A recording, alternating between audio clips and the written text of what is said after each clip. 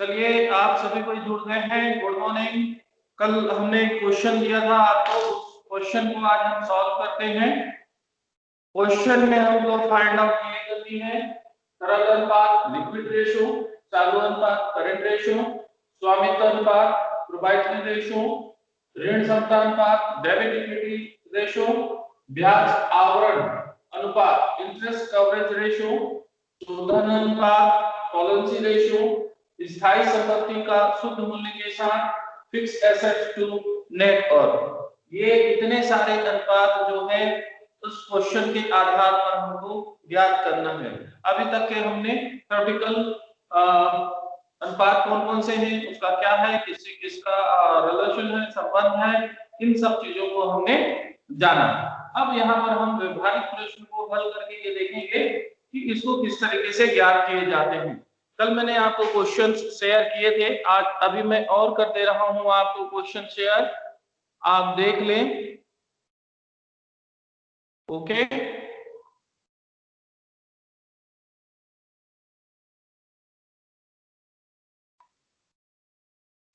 ये क्वेश्चन जो है ये आप देख लेंगे, है ना।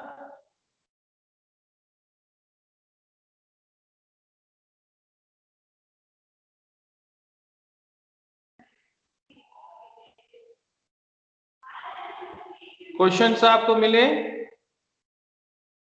Yes sir. सर हाँ जी सर, बहुत सारे लोग इस ऐप से जुड़ नहीं पाते सर, मतलब डाउनलोड ही नहीं हो पा रहा है या फिर जुड़ ही नहीं पा रहे हैं, तो उन लोग आपसे बोलने के लिए बोले हैं एक बार। अच्छा ठीक है, तो कौन सा ऐप? सर मीट ही है, तो एक बार बोले कि सर अगर उसमें ले पाएंगे क्लास तो एक बार बोल के देखना बोले हैं। चलिए ठीक है, हम नेक्स्ट क्लास में कोशिश करेंगे गूगल मीट से। Okay sir. ठीक है, ओके। क्वेश्चंस आप लोगों को मिल गया। अब हम एक एक रेशो को यहाँ पर सोल्व करेंगे। क्वेश्चन आप लोगों को मिल गए, क्वेश्चन आप लोग एक बार देख लीजिए। मैं क्वेश्चन यहाँ पर फिर से एक बार पढ़ दे रहा हूँ, ठीक है। आपको निम्न आर्थिक चिट्ठा दिया गया है। You have been given the following balance sheet. Balance sheet आपका स्टैंडर्ड फॉर्मेट में दिया हुआ है। बैलेंस शीट देखेंगे, इसमें आपके 4 कॉलम बने हुए हैं, particulars, note number, current year और प्रीवियस ईयर। ठीक है, फर्स्ट इसमें बैलेंस शीट में हम जाएंगे इक्विटी एंड लायबिलिटीज। इसके अंतर्गत फर्स्ट है share holders fund, share capital 2 lakh रुपए, रिजर्व एंड सरप्लस 80,000 रुपीज।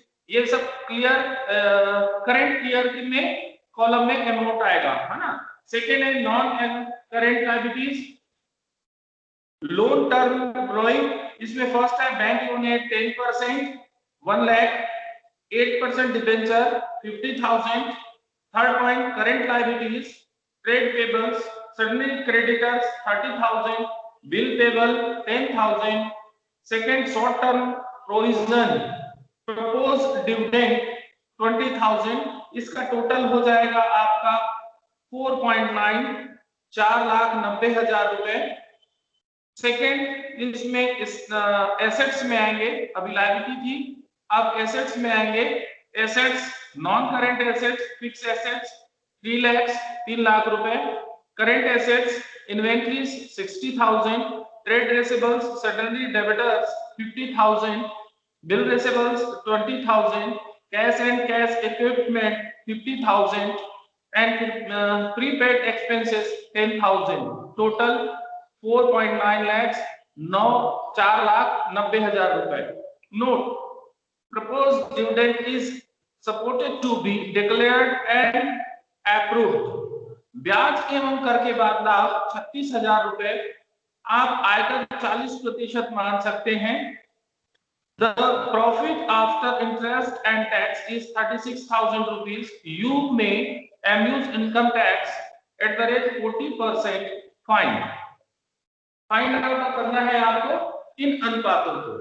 तो हम एक एक अनुपात को लेकर चलते हैं। सबसे पहले इसमें कहा है करंट रेशियो, ठीक है, करंट रेशियो चालू अनुपात। तो चालू अनुपात क्या होता है, इसका फार्मूला क्या है आपका, current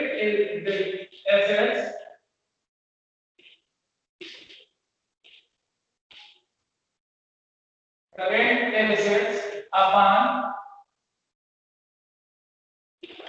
करंट क्या हो जाएगा आपका लायबिलिटीज।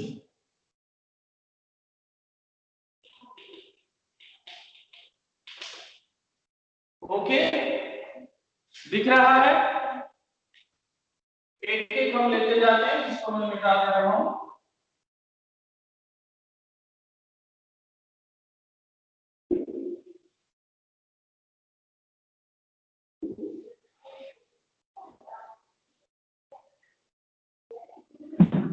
पहला आपका चालू अनुपात करंट रेशियो, इसके लिए निकालते हैं। सर कुछ दिख नहीं रहा है सर, स्क्रीन शेयर को हटाइए ना अपॉन सर।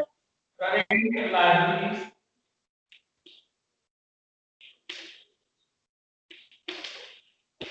ठीक है, current assets upon current liabilities. अब यहां पर आप ये देखिए कि करंट एसेट्स कितना है उसका। आप करंट एसेट्स में जाएंगे, करंट एसेट्स दिया हुआ है इन्वेंट्री 60,000 प्लस आपका दिया हुआ है डेबिटर्स 50,000। सर कुछ दिख नहीं रहा है। हाँ जी सर कुछ दिखाई नहीं दे रहा है। सर स्क्रीन शेयर को हटाइए। तो सर कोशिश स्क्रीन करता शेयर हूं और बहुत छोटा दिख रहा है सर, स्क्रीन शेयर कर। अभी दिख रहा है? सर स्क्रीन बहुत छोटा दिख रहा है। सर आप स्क्रीन शेयर कर रहे हैं ना, उसको हटा दीजिए सर।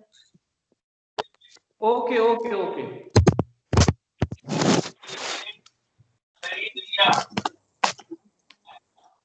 अभी ठीक है? सर अब दिख रहा है। Yes sir, yes sir. अभी दिख रहा है? Yes sir.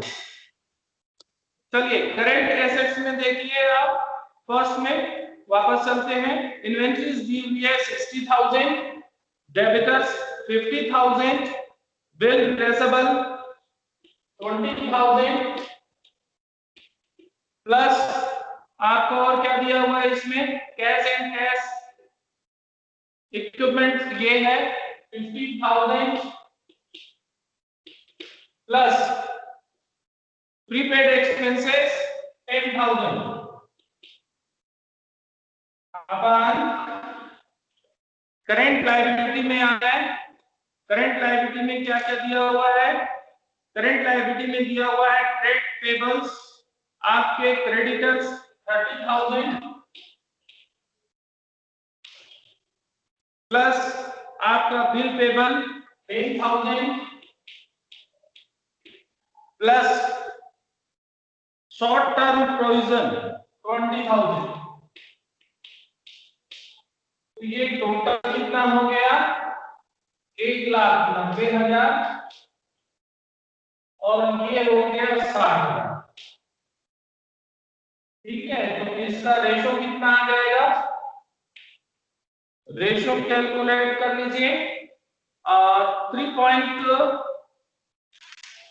कितना आ जाएगा, कैलकुलेट करिए।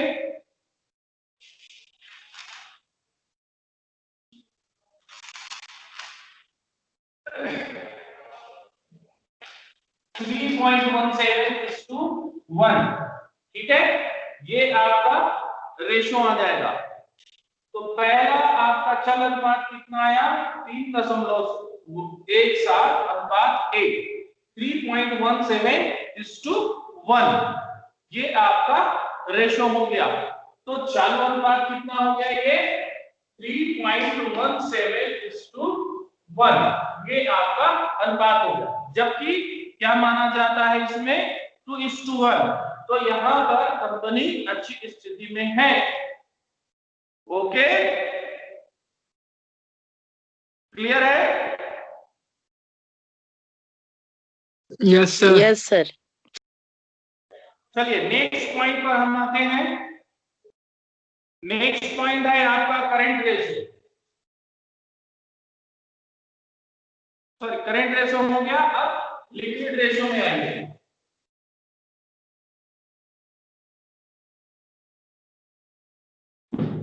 नेक्स्ट तरल अनुपात।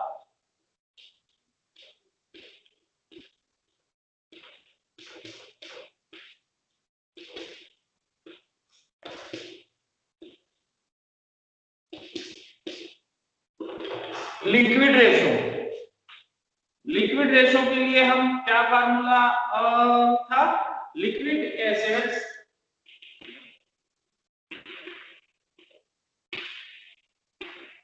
अपन क्या हो जाएगा, करंट लायबिलिटी।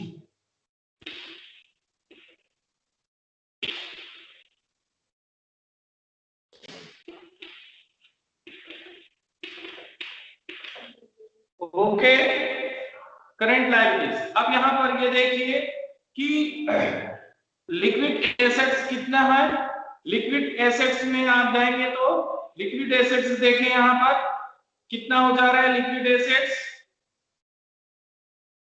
लिक्विड एसेट्स देखेंगे तो ये हो जा रहा है आपका कैश हो गया, प्रीपेड एक्सपेंसेस हो गया, और आपका यहां पर आयकर ब्याज एवं कर के बाद लाभ 36,000 रुपए है।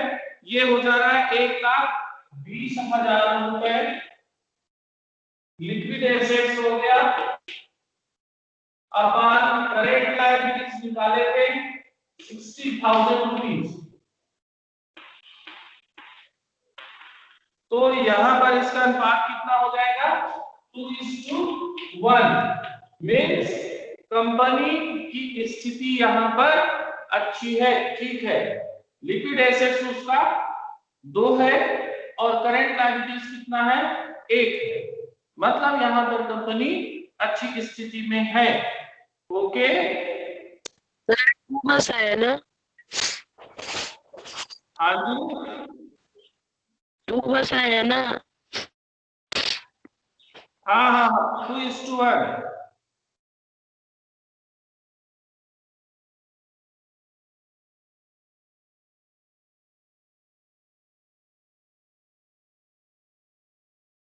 नेक्स्ट है इसमें आपका स्वामित्व अनुपात। क्वेश्चन को देखते जाए, क्वेश्चन में जो बैलेंस शीट में जो फिगर है उसको आप देखते जाएंगे। नेक्स्ट थर्ड है स्वामित्व अनुपात, प्रोप्राइटरी रेशो। इसके लिए क्या करना पड़ता है, proprietors fund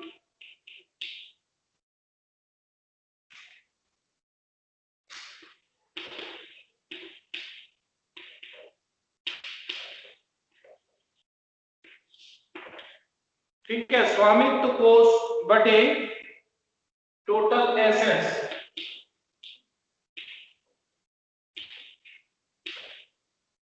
okay, proprietors fund जो है वो आप देखिए कितना दिया हुआ है। प्रोप्राइटर्स फंड 2,80,000 रुपए।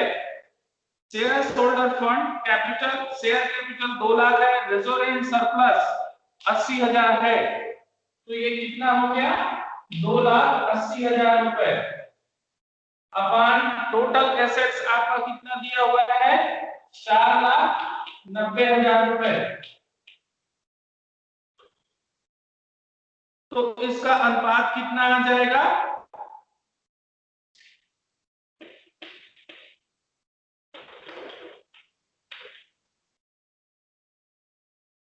ये आएगा 0.57:1।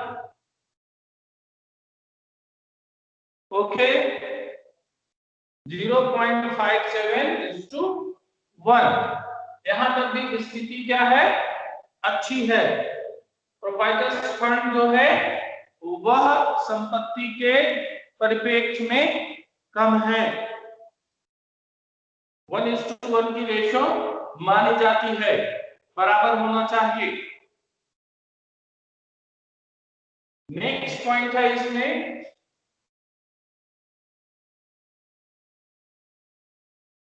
आप लोग नोट कर रहे हैं, पॉइंट है आपका ऋण क्षमता अनुपात।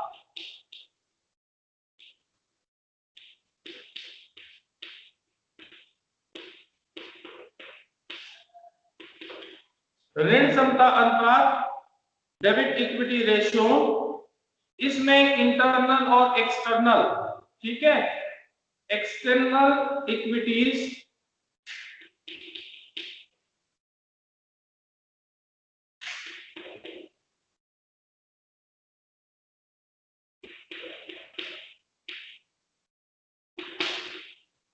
अपॉन सर हिंदी में क्या बोलते हैं इसको? एक्सटर्नल और आंतरिक और बाह्य।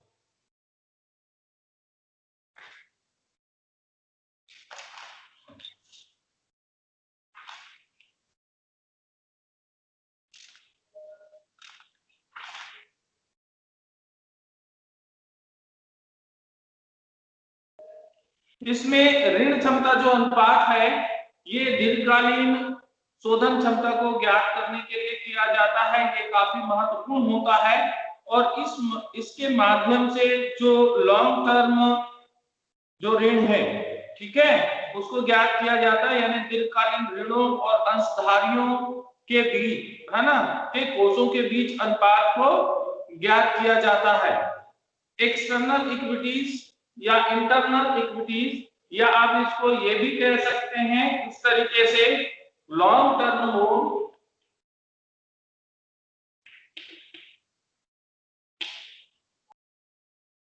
ठीक है, लॉन्ग टर्म लोन या अपन share holders fund, okay, share holders fund, इसको आप ये भी कर सकते हो डेबिट्स अपॉन इक्विटीज।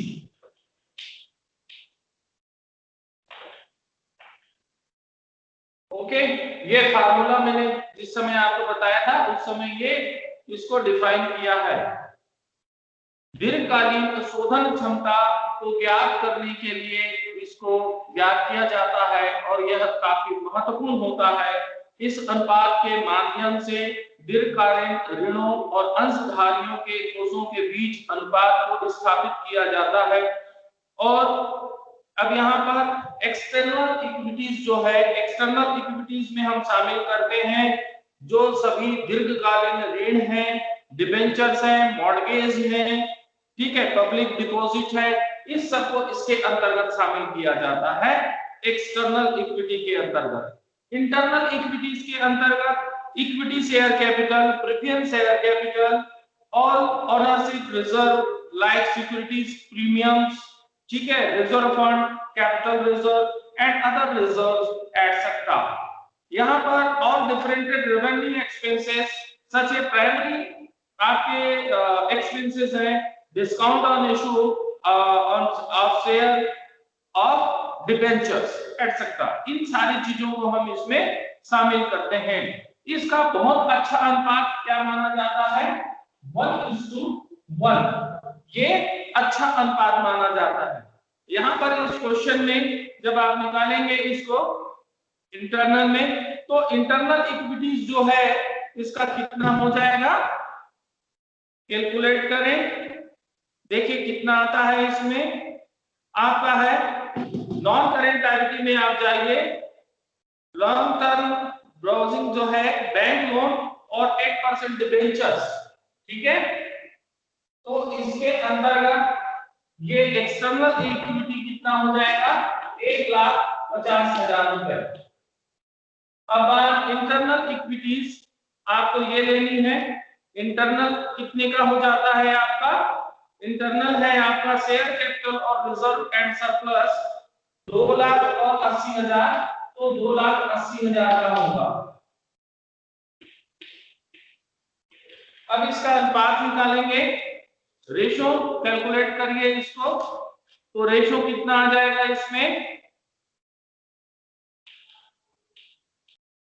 0.54, ठीक है, यहाँ पर इंटरनल इक्विटीज कितना है, 1 है, लेकिन एक्सटर्नल इक्विटी जो है 1 से कम है। लेकिन यहाँ हम फर्म में अच्छी स्थिति किसको मानते हैं, 1:1 की, अर्थात यहाँ पर इसकी एक्सटर्नल इक्विटीज जो शेयर है वो काफी कम है बनिस्बत आपका इंटरनल इक्विटीज के अगेंस्ट। ओके, तो कंपनी को यहां पर इसकी सुधार की आवश्यकता है। नेक्स्ट है इसमें ब्याज आवरण अनुपात। ओके, नेक्स्ट पढ़ते हैं हम आगे।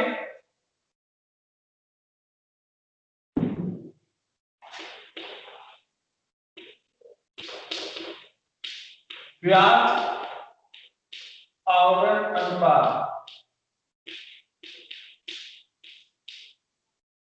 ठीक है, interest coverage ratio.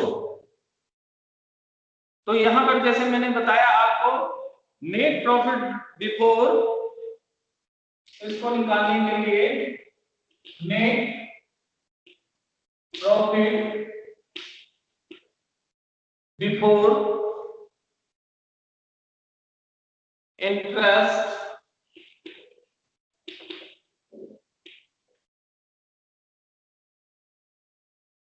And tax,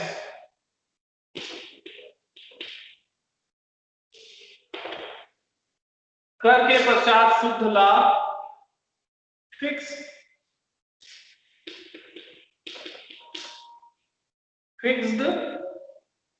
interest charges,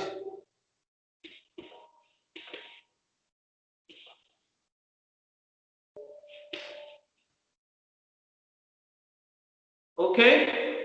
यहां पर net profit before interest and tax ये निकालना होगा।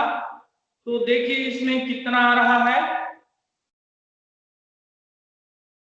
इसमें ये दिया है कि ब्याज एवं कर के बाद 36,000 रुपए है, ठीक है, और आयकर में इसको हमको 40% मान लेना है। आपका इंस्ट्रक्शन जो दिया हुआ है उसको आप देखेंगे, the profit after interest and tax ₹36,000, you may अम्यूज income tax at the rate 40%। Okay, तो आपका यहाँ पर कितना दिया हुआ है टैक्स का, 36,000 रुपए दिया हुआ है, 36,000। अब इसका निकालना है तो इसके पहले का, ठीक है, तो 40% है, तो इसको आप कैलकुलेट इस तरीके से कर सकते हैं 100/60। तो आपका इसका कर के पश्चात का आपको निकल जाएगा और इसमें प्लस कर देंगे। आपका कितना हो रहा है ये कैलकुलेट करिए,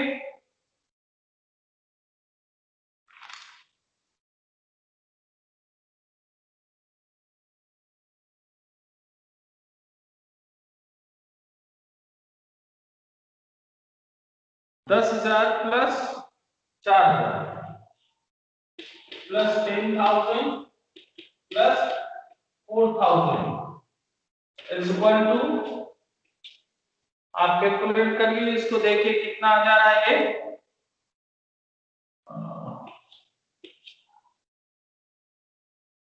ये आएगा आपका 74,000, ठीक है, ये आएगा आपका 74,000। अब इसको आप यहाँ पर, ये आपका हो गया net before interest and tax, तो इसमें आप इसको रखेंगे 74,000 नेट प्रॉफिट बिफोर टैक्स। ये इसको आप इस तरीके से कर सकते हो, ये कैलकुलेट हो गया। अब इसमें आप करिए, ये निकल गया आपका 74,000 अपॉन फिक्स्ड इंटरेस्ट चार्जेस, ये कितना हो गया आपका 14,000। ओके, तो इसको जब आप कैलकुलेट करेंगे तो कितना आ जाएगा, ये 5.3 टाइम्स, ये कितने समय में क्या हो जाएगा, अप्रोक्सीमेट है 5.3, यानी 5 साल आप कह सकते हैं, जिसमें कि इंटरेस्ट कवरेज रेशियो है, ब्याज आवरण अनुपात, यानी इतने समय में वसूल हो जाएगा। ठीक है, अप्रोक्सीमेट 5.3 टाइम्स। नेक्स्ट है इसमें आपका शोधन अनुपात, सोलेंसी रेशियो।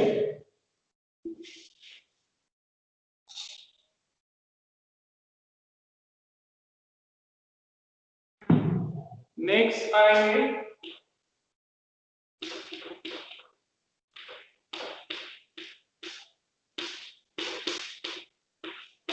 शोधन अनुपात, सोलेंसी। इसके लिए करेंगे कुल दायित्व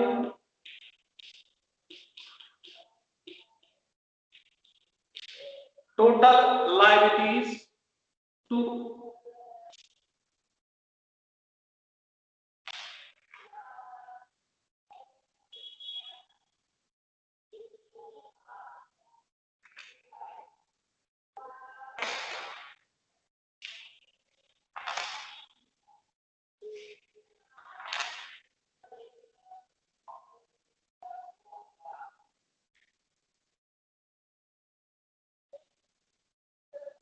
कुल दायित्व बाह्य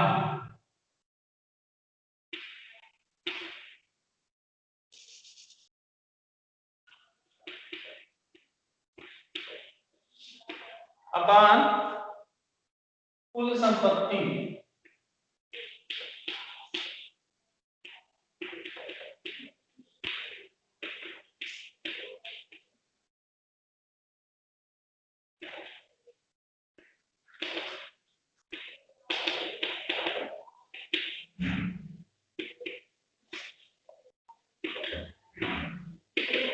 outsiders upon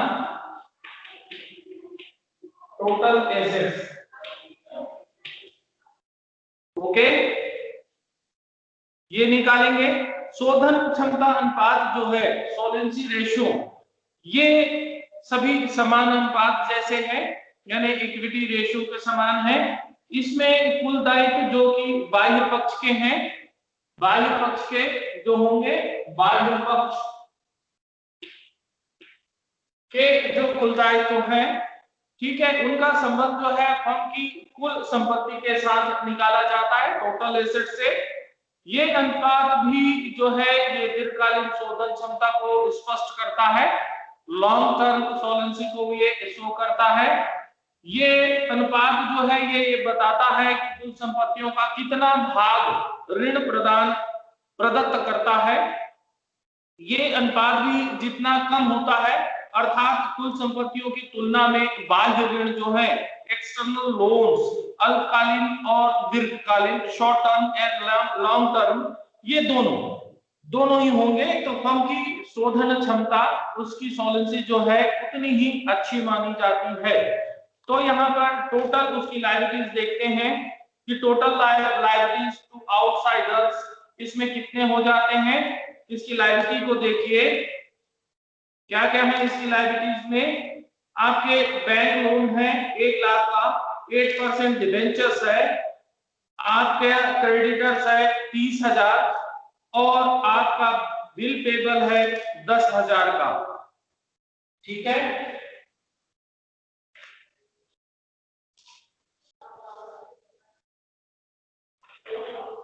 total liabilities to outsiders, और ये तो इसमें कितना है, 1 लाख रुपए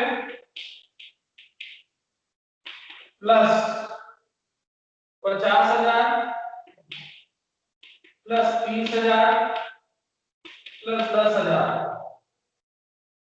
टोटल जो संपत्ति है वो 4,90,000 की है। ओके, अब इसका जब आप निकालेंगे तो कितना हो जाएगा, 1,90,000 अपन 4,90,000। इसका रेशियो निकालोगे तो कितना आ जाएगा, इसको डिवाइड करेंगे तो ये आ जाएगा 0.39:1, ये इसका अनुपात होगा। ओके, दिख रहा है ये। स्पष्ट है आप लोगों को? इसके बाद नेक्स्ट आएंगे स्थायी संपत्ति का शुद्ध मूल्य के साथ अनुपात, लास्ट।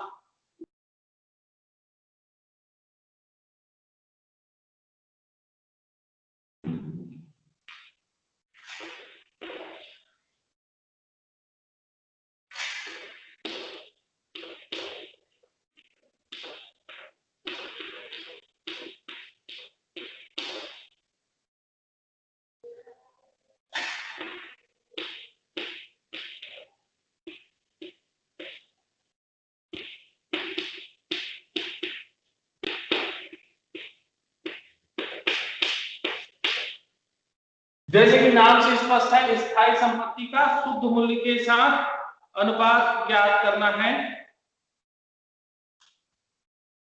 तो स्थायी संपत्ति शुद्ध मूल्य का अनुपात जो है, ये अनुपात स्थायी संपत्ति का संबंध जो है व्यवसाय के शुद्ध संपत्ति को प्रदर्शित करता है, और इस अनुपात के द्वारा इस बात का पता चलता है कि अंशधारियों का अशुद्ध कोष किस सीमा तक व्यवसाय की स्थायी संपत्ति में विनियोजित हुआ है।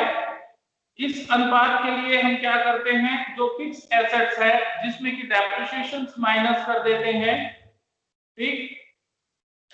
तो फिक्स एसेट्स स्थायी संपत्ति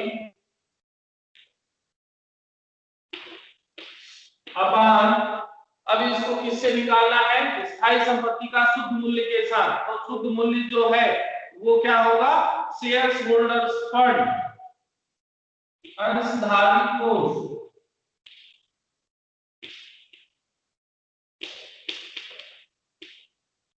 इससे इसका संबंध होगा। तो ये अनुपात जितना कम होता है, ठीक है, यहां पर हम ये देखते हैं, यहाँ क्वेश्चन के हिसाब से कितना आ जाता है, फिक्स एसेट्स कितना है इसका, 3 लाख रुपए, और शेयर होल्डर्स फंड कितने हैं इसमें, 1,80,000, 2,80,000, यानी 2,80,000 रुपए। तो इसका अनुपात कितना आ जाएगा, ये 1.07:1। ओके, तो कहने का तात्पर्य ये है, यहाँ पर हम ये देखते हैं कि यह अनुपात जितना कम होगा, व्यवसाय जो है वो संतोषप्रद उसमें माना जाएगा। यदि शुद्ध मूल्य में स्थायी संपत्ति अधिक हो गई है, तो यहाँ पर ये माना जाएगा कि स्थायी संपत्ति की वित्त व्यवस्था जो है वो बाह्य स्रोतों के द्वारा प्रदत्त राशि में उसको की गई है। तो इसके नाम के अनुसार से इसमें हम ये देखते हैं, फिर भी इसमें यहाँ क्या स्थिति है, ये स्थिति यहाँ पर अच्छी नहीं मानी जा सकती कि शेयर होल्डर्स के फंड जो है वो फिक्स एसेट्स से कम होना चाहिए, फिक्स एसेट से शेयर होल्डर अधिक होना चाहिए। तो अर्थात यहाँ पर 1.07:1 आ रहा है। यहाँ पर स्टैंडर्ड हम इसको ये मान सकते हैं कि जो शेयर होल्डर्स के जो फंड है, यदि उसका 1 है, तो यहाँ पर फिक्स एसेट्स जो है वह उससे कम होना चाहिए, अर्थात 0.67 से होना चाहिए, 0.67:1। ये अनुपात जो है इसको संतोषजनक यहाँ पर माना जा सकता है। ओके, तो ये क्वेश्चन जो है वो यहाँ पर आपका पूर्ण होता है। जो जो इसमें पूछा गया है वह क्वेश्चन के आधार पर हम यहाँ पर उसको कैलकुलेट कर चुके हैं। ओके, क्लियर है। अब नेक्स्ट जो भी होगा क्लास को गूगल मीट में लेने की कोशिश करेंगे, और आप लोग इसको देखिए। मैं आप लोगों के फायदे के लिए ही इसको अपलोड करता हूं। उसमें जो लोग इसमें समझ में नहीं आता तो वो उस समय में देख के वापस देखें और समझें, और यदि मान लीजिए उसमें कोई चीजें समझ में नहीं आ रही हैं तो वो मुझसे बाद में पूछ सकते हैं कि कहाँ पर क्या चीज समझ में नहीं आई है। ठीक है, चलिए अब नेक्स्ट क्लास में फिर हम मिलेंगे वापस।